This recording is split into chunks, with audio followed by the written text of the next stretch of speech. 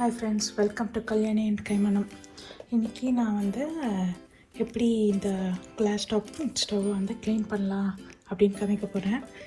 லைட்டாக நம்ம க்ளீன் பண்ணாலும் இங்கே ரஃப் எட்ஜஸ்லாம் இங்கெல்லாம் இருக்கும். ஸோ அதெல்லாம் எப்படி ஈஸியாக க்ளீன் பண்ணலான்னு தான்.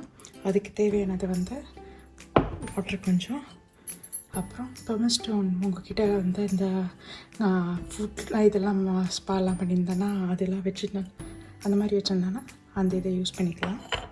அப்புறம் ஃபைனலி ஆஃப்டர் நம்ம இதெல்லாம் க்ளீன் பண்ண பிறகு ஜஸ்ட் எனி மல்டிபர்பஸ் க்ளீனாக வச்சுக்கலாம்.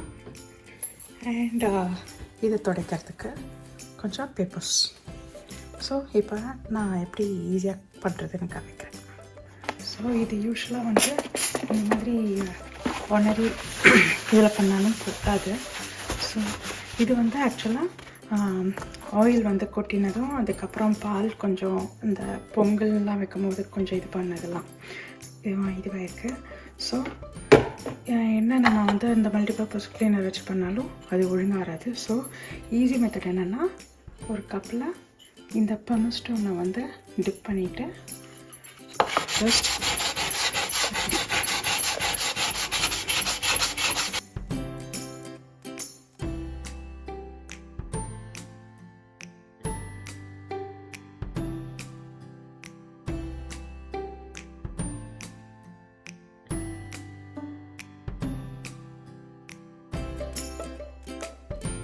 ஸோ இப்போயே நல்லா க்ளீன் ஆகிடுது. ஸோ இதெல்லாம் பண்ணாமல் கொஞ்சம் இது பார்த்துக்கிறதுக்கு இப்படி இருக்குது, பட் ஆனால் அதில் ஒன்றுமே இல்லை. ஸோ கடைசியில் ஏதாவது ஆல் பர்பஸ் க்ளீனர் ஒன்று, இது ஆக்சுவலாக நான் பைனிசால்னு சொல்லிட்டு ஒன்று வாங்கிட்டு அதை டைல்யூட் பண்ணுவோம் வாட்டர் வச்சு. ஸோ உங்கள்கிட்ட என்ன இருக்கோ அது பண்ணலாம், இல்லாட்டி தண்ணியை வச்சு கூட பண்ணலாம்.